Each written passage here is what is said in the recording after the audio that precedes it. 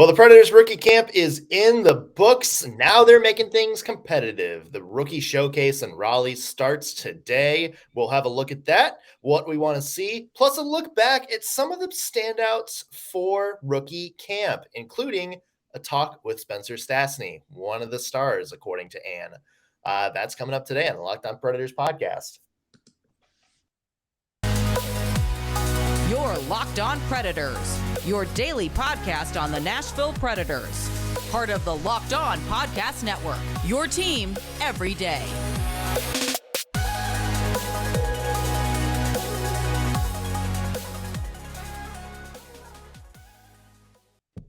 Thank you for making Locked On Predators your first listen of the day every single day. I'm Nick Morgan. I'm a writer and editor on theforecheck.com, and I have a partner in crime. You do. I am Ann Kimmel. I'm a writer at InsideThePreds.com. Today's show is sponsored by BetOnline. BetOnline has you covered this season with more props, odds, and lines than ever before. BetOnline, where the game starts. And we are starting today, Ann, with rookie camp. Speaking of the game starting, well, it is the Predators rookie showcase, and Yes! they have a game this afternoon in Raleigh, North Carolina. They're going to be taking on the Tampa Bay Lightning rookies. So it's our first chance to see, our first chance to see competitive hockey this summer for the Nashville Predators, even though they're all the baby Preds. Still got to be fun, right? I mean, hockey with players in gold uniforms against teams not in gold uniforms is absolutely what we are here for. So it's going to be today at noon Central Time. And just so everybody knows, you can watch the showcase this weekend at CarolinaHurricanes.com. They're going to be streaming it. So hallelujah. Wow. It's very hard for me to give props to Carolina for anything, but props to Carolina for making sure that we can all see the baby Preds. Yeah. And now screw you, Hurricanes. No, word. Yeah. Good. Yeah. You know, look, your prospect streaming may be up to par. Your barbecue's not. Let's just facts. That. Yeah. But yeah, I mean, this is a good chance, and to kind of see like where these prospects are at in their development. Mm-hmm. It's kind of a tough thing because, Phil Tomasino did this last year, obviously, and then he went on to kind of start in training camp. Obviously, there's a big gap between like competition in this rookie camp and competition in the NHL. Mm-hmm. Some things translate, and obviously, if somebody goes out and scores 10 points in the 4 games, you're going to be like, ooh, okay. But there's other things that maybe they don't have like a big game on the score sheet, but there's other things they do that translate well that maybe catch the eye of the team. So, if you're a member of the Nashville Predators organization, what are some of the things you're kind of looking for when these actual showcase games start? Mm-hmm. I think a lot of it, in talking with some of the players yesterday, I think a lot of it is just, this is an opportunity to sort of show just kind of a natural read of the game, a natural hockey IQ, because, you don't have time in the couple days of rookie camp and the couple hours of on-ice training that these players have with Karl Taylor and the staff. You don't have time to really prep for 3 games against 3 different teams and, prospects who, there's not a lot of scouting on or anything like that. So you're kind of going into these games with general big picture preparation, general big picture systems, and you kind of get an opportunity to see, okay, what can these players read from the game naturally? What can these players see open up? How can these players pick up on this opposing team's tendencies and adjust to it? So I think what the coaching staff is looking for, and I think what fans can kind of take away, is who is going to naturally adjust to what unfolds in the ice in real time. Like, how good is their hockey IQ? I think that's what you're going to be able to walk away with, because there's only so much preparation you can do for an event like this, Yeah, no, I think you hit the nail on the head that it's definitely an IQ thing more than anything, because look, you can go out and score, like I said earlier, like you can go out and score 10 points, but you may be like 160 pounds. Like you may not be ready to go up against like these like third, fourth line guys in the NHL that are 6'5", 220 and throw the body every other play. Or, hey, you may make, a couple of good defensive plays, against speedy guys here. But are you going to be, able to keep up with both the speed and the IQ of somebody like Johnny Gaudreau or Artemi Panarin? Right. So there's definitely a difference there. So that's why I think it goes down to where are you at in terms of your mental development. And I think another thing to add too is just, it's reaction, and it's also a little bit of defense too. Like, how close are you to playing a 200-foot game? Because that's a big thing in the NHL as well. Remember, that's why Cody Glass went whack down to the AHL and had to work on his game in Milwaukee. That's why Phil Tomasino was a healthy scratch at point, kind of towards the start of the year, because those are still parts of the game that they had to work on. And we know the Nashville Predators love playing a 200-foot game.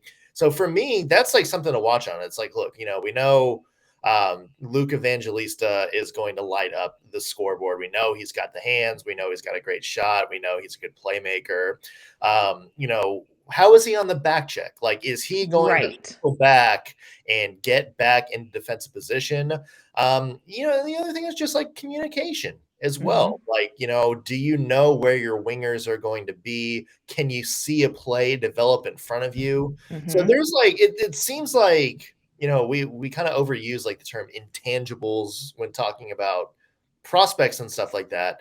But it really feels like this showcase is a perfect chance to kind of measure the intangibles. How, like, where is their IQ at? How close are they to maybe getting an NHL call-up one of these days? Yeah, I absolutely agree with that. And I think, of course, you can watch players and you can evaluate things like, how is their skating, and you can look at some of those things. But I think what really the big picture that you can walk away from this rookie showcase is literally those intangibles. The exception, I would say, would be in net. And I am super excited to see Yaroslav Askarov in net this weekend for sure. But yeah, I think, and here's the thing, rookie camp is, I will tell you, rookie camp and development camp are like my hockey Christmas, because I really love being able to see these younger players come in, because you can see from one season to the next, their growth is exponentially larger. The things that, say, for instance, Matt Duchene improves upon from one season to the next, you're talking, very specific, because he's already got an elevated gameplay. You know what I'm saying? Like, you're growing in very specific increments of skill sets. When you watch some of these younger players, you're seeing, like you said, you're seeing them grow in size. You're seeing that, you can see their speed improve.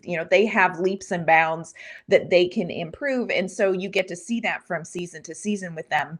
But where you're really going to get a measure, from the start of rookie camp for these young players, on through, is next week when they're in training camp. Because then, look, you are going against players who are fast. You are going against players, like you said, who are NHL size. They are much more physical than what you're used to. The game speed is going to be different. So I think next week is when really you're going to be able to gauge more specifically where these young players are in their development, because in rookie camp, you're comparing apples to apples. You put them in training camp and you're comparing apples to oranges, and like, what fruit are you? Yeah. I'm sure that's exactly how John Hines thinks it in his mind. He's like, well, you're an apple out there. We needed you to be a kiwi. That's right. Very pomegranate of you. That's my John Hines impression, by the way. Yeah. It was just okay. It's almost like seasons 1 and 2 of like the Kevin Malone from like the early Office days, before he came stupid. He was really boring. I feel like that's like the John Hines voice. Well, Interesting. Well, Joachim Kondelik had a good game. I really think secretly John Hines is probably so freaking much fun. He is. Like, he's never given the impression, like, don't get me wrong, like, he's never given me the impression that he's like, a bad dude or like a boring Oh dude. yeah. It's like that's like the delivery. Yeah, the delivery. Yeah. Like I would 100% invite John Hines to a party before I would have invited Peter Laviolette. 100%. I just want to make sure I clarify that because there's probably going to be a time somewhere down the road where I wind up meeting or talking to John Hines, and I don't want that coming back. Yeah, no. We love him. Yeah. Really do. So, hey, there's a couple of things that stood out from rookie camp that, Ann, I know you want to talk about. You were there both days, had an opportunity to take some things in. So want to pick your brain about that. Before we do, I want to mention that betonline.net is your number one source for all your pro and college football betting needs and sports information this season. You can find all the latest football developments, game matchups, news, and podcasts.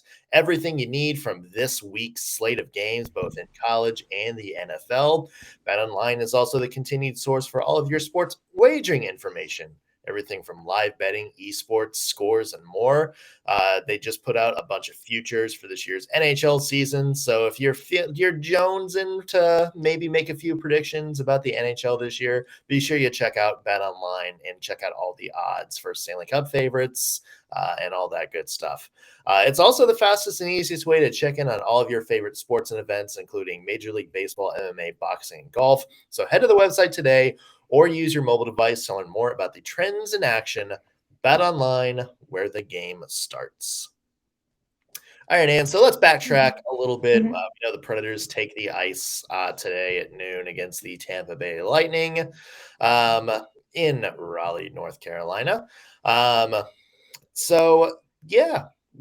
had a chance to check out rookie camp these past 2 days in Nashville. Got some good access and, were able to check out the team.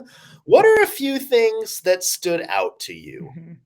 Yeah, so a couple things that stood out to me and a couple things if, you're able to watch the games this weekend might be worth keeping your eye on. One of them is one of the forward lines that they kind of put together that I thought was really fun to watch, and that was Juuso Parssinen, Afanasiev, and Nurmi. So Parssinen and Nurmi played together for TPS in Finland. So they have, a good gauge of each other, a good gauge of each other's games, and a good game speed. You throw in a little Igor Afanasiev, and this was a really fun line to watch. And I feel like they had, for as short a time as rookie camp is to prepare for something like this, they really kind of had something going on that line. And talked with Igor after one of the practices, and he was saying, that he really feels like that line kind of had some chemistry going. And he was saying, like, I get to play with the Finns. Like, this is great,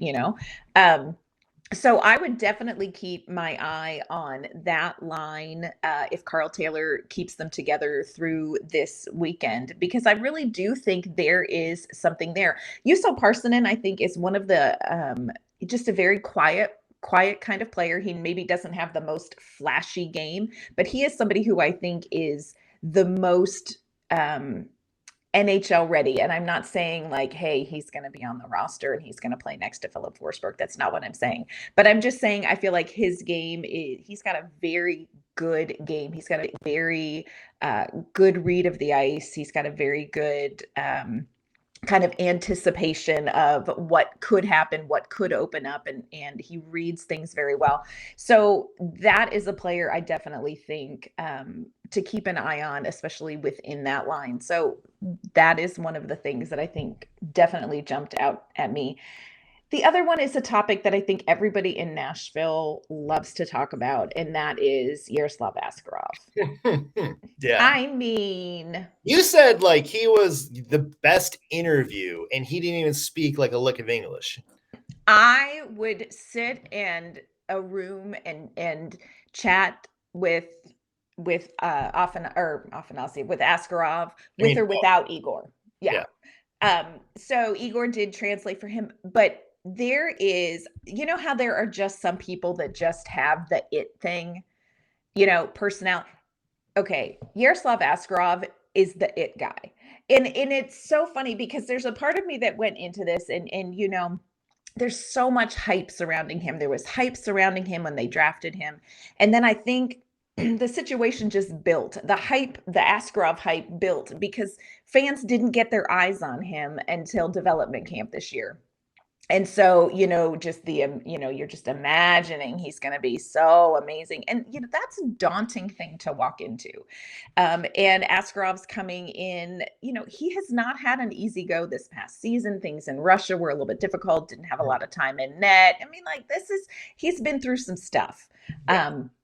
This kid is like 6 feet 5 inches of delight.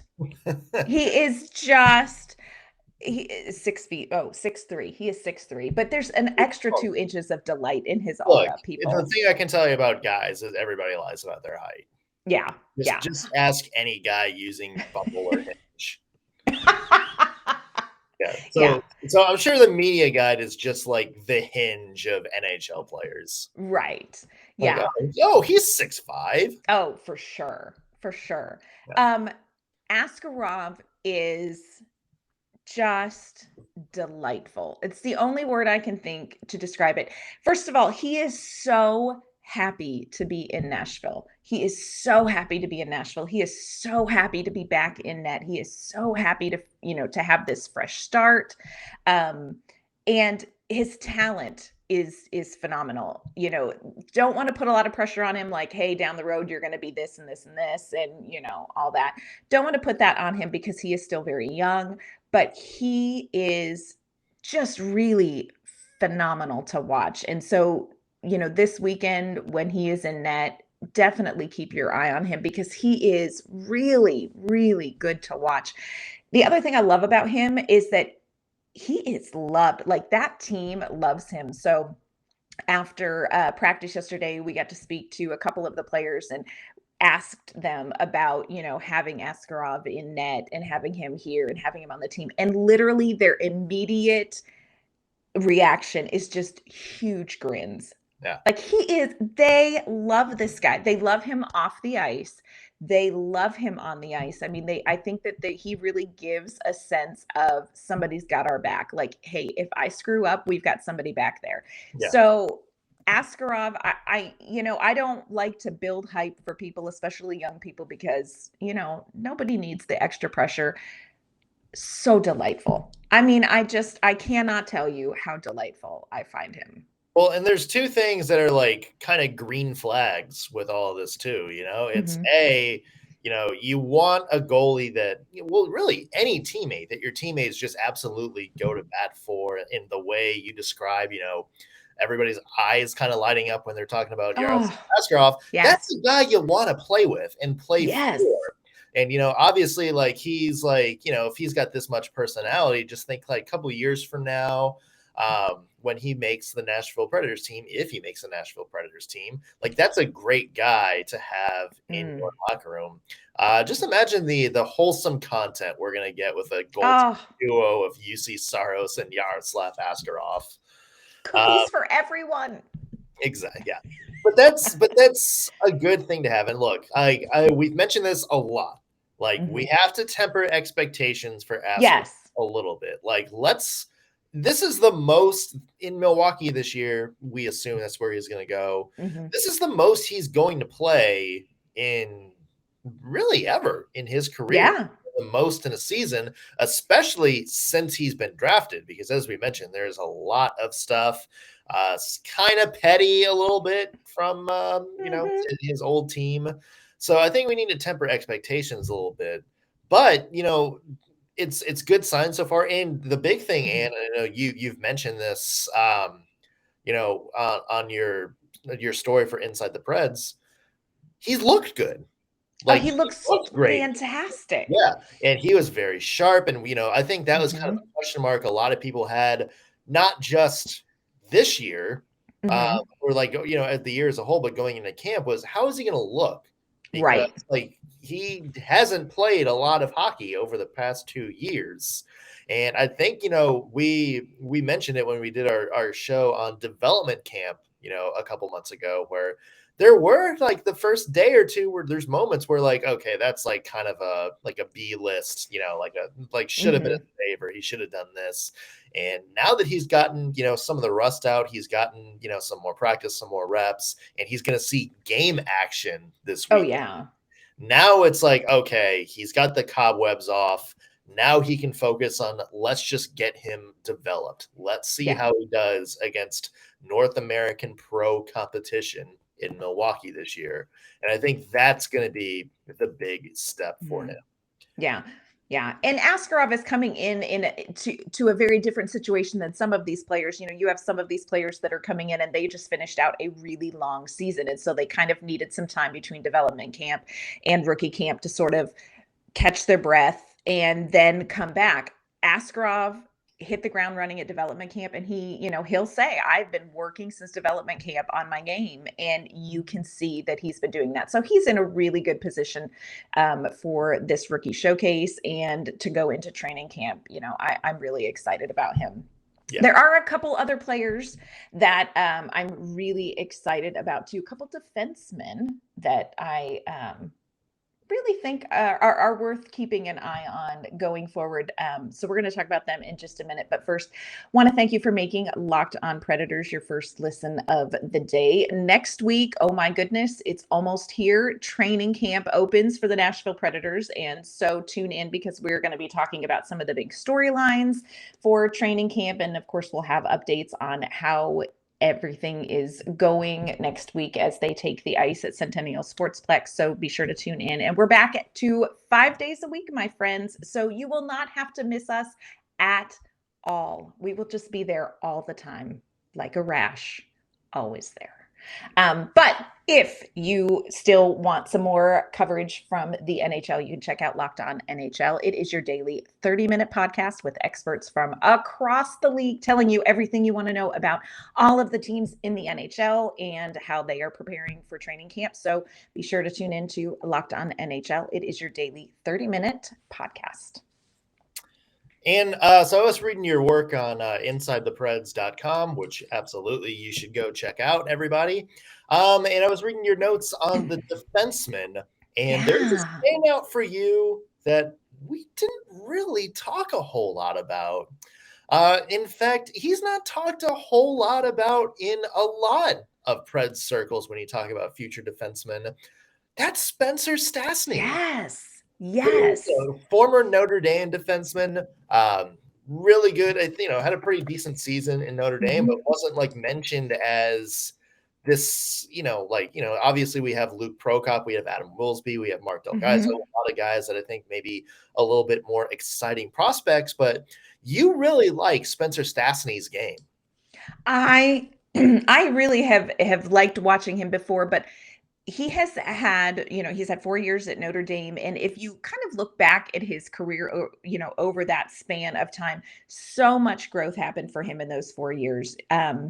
So much about his game is developed defensively, offensively, his decision-making with the puck. He just really has, you can see so much growth. And I think he's really benefited from his time there. He had a great season last season, his senior year at Notre Dame. And so he's coming in to rookie camp. And again, one of the guys that nobody talks about, but for me at rookie camp, he really has such a clean game.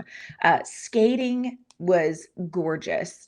And I really feel like he is very ready for what's next for him. Love the fact that for a lot of the drills on day one, he was with Mark Del Gaizo. And let me tell you something, that's a duo that I think is definitely worth keeping an eye out on if they are still together this weekend and going forward. So really like what I saw from Spencer Stastney. And this is a young man who is looking forward to taking the next step with Milwaukee. He signed this summer. So he is, it's just kind of a different look for him going forward. And after yesterday's practice, I got to kind of ask him, how are you feeling? You're going into a whole different, kind of season, a whole different step in your hockey career. And so asked Spencer Stastney to tell me a little bit about how he's feeling. I think definitely just put in the work this summer and excited for anything that happens, but I'm just excited to get back on the ice, just join a solid team. I know a lot of the guys, it's all a great group of guys here, so it'll just be fun. It'll be fun just to be back in the season and have a routine and go at it.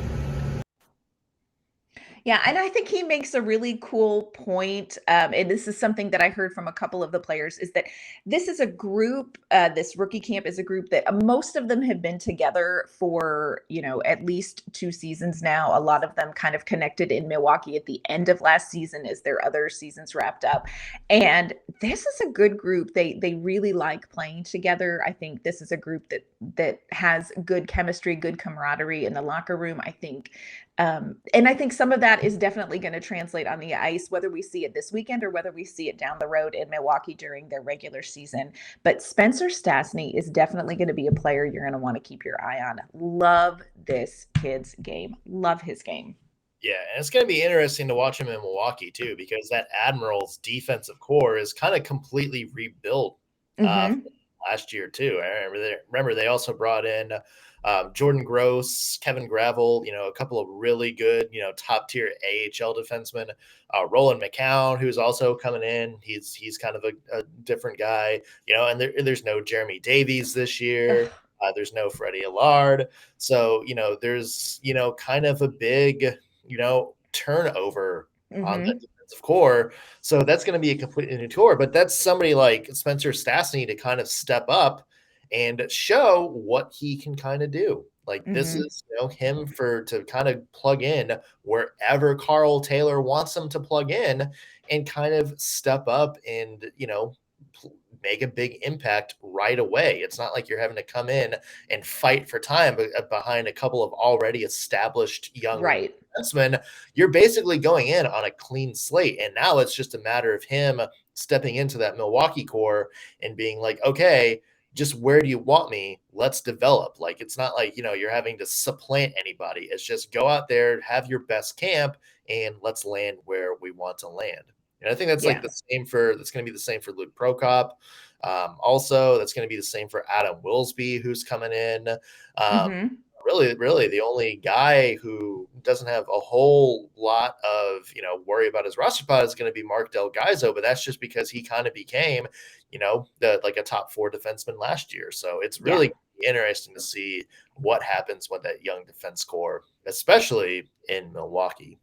Yeah, Milwaukee's going to be a lot of fun to watch, and I do want to say one of the things that I did kind of in watching is I was messaging back and forth with our good friend Eric Dene, who, if you are not following Eric Dene on social media, you are absolutely insane, because he is probably the smartest person I know when it comes to a lot of things, but specifically prospects and development and talking about these rookies. And, Spencer Stastney is somebody that Eric really likes his game too. So it was kind of fun just to kind of chat back and forth with him about what I was seeing and what his thoughts were. So yeah, this is a kid to watch, and Eric is somebody to follow. Follow Eric. Yeah, for sure. Let's also make sure everybody follows you, Ann. Where can the people find your work? You can find my work at InsideThePreds.com, and you can find me on Twitter at AnnK_MamaOnIce. You can find me at ontheforecheck.com. Follow me on Twitter at _NSMorgan. And while you're there, be sure you're following the podcast as well, LO_Predators.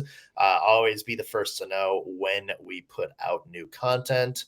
Also, you can do the same thing by subscribing on YouTube. Like the videos, subscribe, leave a comment. Let us know what you're looking most forward to about the rookies this year, or an under-the-radar rookie we haven't really talked about that you're excited to see. That's going to do it for us today on the Locked On Predators podcast. Thank you for making us your first listen of the day. We'll be back next week. And again, like Ann said, we are starting 5 episodes a week starting next week. Yep, we are gearing up for training camp, gearing up for the season.